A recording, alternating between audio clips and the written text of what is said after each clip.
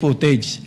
Baka naman merong sumalubong o merong kasama na pwede natin matunton kung nasan si Gutesa. Ganun po kasi ang aking pagnanais na talagang... Hindi, Brad, hindi.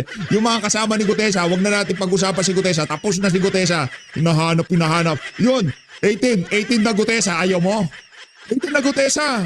Kaso yung isa na to, yung nagnotaryo, hindi na-atras dito, Brad. Get to the bottom of this issue. Pero bigla po nawala eh. Ano po magagawa ko? Mr. President, wala nga pong nakasulat dun sa transcript tungkol nga po dun sa binanggit niya sa plenary na pangalang Adrian Bersamin. Paano nga pong mababanggit doon, Mr. President? Hindi nga niya pinatawag eh. Samantalang dapat niyang ipatawag, siya mismo ang nag-highlight. Isip-isipin po ninyo, nagawa po ni Senator Lacson na isa